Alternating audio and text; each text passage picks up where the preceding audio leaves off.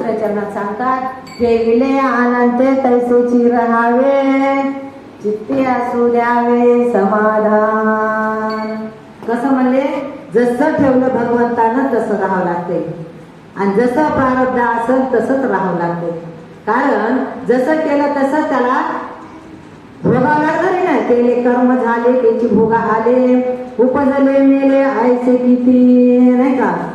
भगवंत काही देतही नाही काही घेतही नाही, जसं ह्यानं केलं तसं ह्याला भोगावं लागते बरं का. त्याच्यामुळे महाराज म्हणतात, ठेविले अनंते तैसे राहावे. आणि पुन्हा काय म्हणतात, चित्ती असू द्यावे समाधान. कारण जसं केलं तसं तुला भोगावं लागणार आहे. तू जरी म्हणले, महाराज नेहमी म्हणायचे, जसं ठेवलं भगवंतानं तसं त्याला राहावं लागणार आहे. कारण ते म्हणले, जर म्हणले तुला दुःख जर येत असेल तर तुला रडायची गरज नाही, आणि तुला सुख जर आलेलं असेल तुला हसायची काही गरज नाही. कारण तू केलेले जसं केलं तुला तसं भोगावं लागेल. पहिले जर कर्म चांगले केले असले तर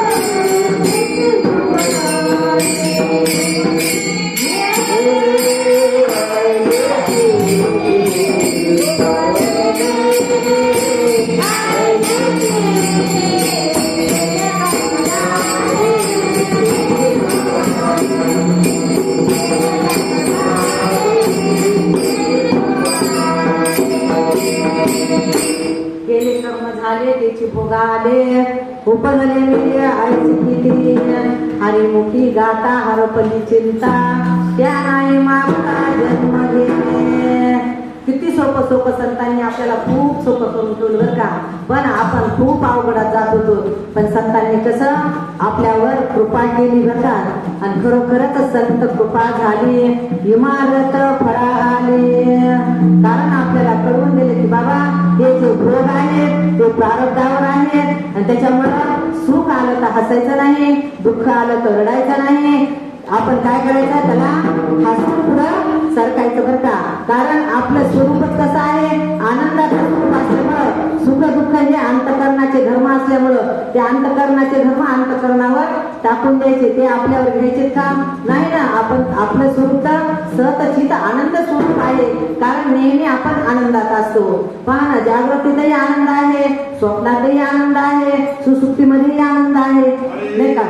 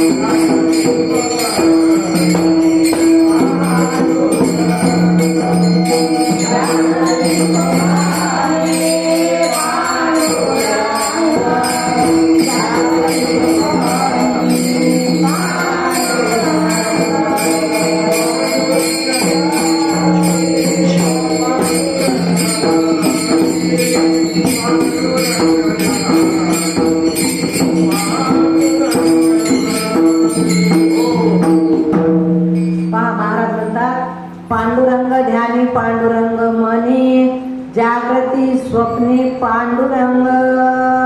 मग पांडुरंग कुठं नाही? जळी स्थळी काष्टी पाशाने सर्वत्र तो आहे.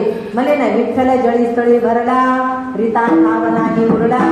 आज म्या दृष्टीने पाहिला विठ्ठलची विठ्ठल.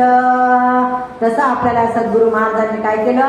सगळीकडे देव दाखवला. देव कुठं नाही म्हणले? देव तुझ्या समोर आहे, तुझ्या पाठीमागं आहे, तुझ्या उजव्या हाताला आहे, तुझ्या डाव्या हाताला आहे. तू जिकडं पाहशील तिकडं देव आहे, पण तशी तुझी दृष्टी ठेव म्हणले. म्हणून सद्गुरु बालासाहेब महाराजांनी काय केलं? आपल्या दृष्टीचं ऑपरेशन केलं आणि आपल्याला सगळीकडं देव दाखविला बरं का. बघा, साधू संता दया आली मज ज्ञान दृष्टी दिली. तसं आपले सद्गुरु महाराजांचे काय सांगू आता संतांचे उपकार. मज निरंतर जागविती. कसं जाग केलं म्हणले? आपल्याला एक देव दाखवला. आपण अनेक देव पाहत होतो. 7 दिवसाचे 7 देव गेले होते आणि 7 दिवस आपण 7 देवाला आपण पूजा करायचो होतं. आज इकडे जायचं, सोमवारी वेगळा, मंगळवारी वेगळा, बुधवार, गुरुवार, शुक्रवार, शनिवार, रविवार सगळे वेगळे वेगळे देव केले होते. पण सद्गुरु महाराज म्हणले सगळ्या देवाला तू जाशील तर कोणता देव तुझा कामाला येईल म्हणले? तुझ्या कामाला एकही देव कामाला येणार नाही. त्याच्यामुळे म्हणले आपुला तो एक देव करून घ्यावा तेने विन जीवा सुख नये. त्याच्यामुळे आपला एक देव करून घ्यायचा, तो म्हणजे सद्गुरु महाराज आपले गुरु आम्हा तोची देव आयचा एकनिष्ठ भाव म्हणून गुरुची शरण जावे नाही का. आणि मग रूप ध्यानाशी आणावे. जोपर्यंत सद्गुरु आपल्याला भेटत नाहीत, सद्गुरु सद्गुरु म्हणजे तरी काय? आपल्याला सत वस्तूची आपल्याला काय करून दिली? प्राप्ती करून दिलेली आहे. म्हणून तर संताविन प्राप्ती नाही आयसे वेद देती ग्वाही. आणि खरोखरच संतांनी आपल्याला एक परमात्मा दाखवला, तो म्हणजे सद्गुरु महाराज आपले देव आहेत. आणि त्याच्यासोबतच काय? एकनिष्ठ भाव माझा सद्गुरु पायापाशी. आणि त्यात सारे तीर्थ आले गंगा यमुना काशी. त्याच्यामुळं आपण आपल्या सद्गुरूचंच काय करायला पाहिजे? चिंतन करायला पाहिजे. आजपर्यंत आपल्याला सद्गुरु महाराजांनी किती एक रूप करून ठेवलं. आता मग एक रूप करून ठेवल्यानंतर इकडे तिकडे भटकायचे का? भटकायचं नाही. कारण आपल्याला काय केलेलं आहे? आपल्या मनाचं समाधान झालेलं आहे. म्हणून तर महाराज म्हणतात ठेविले आनंदे तैसीची राहावे चित्ती असू द्यावे समाधान. मग आता चित्त इकडे तिकडे जाऊ द्यायचे का? कुठंच जाऊ द्यायचं नाही, फक्त संतांच्या चरणी. ओम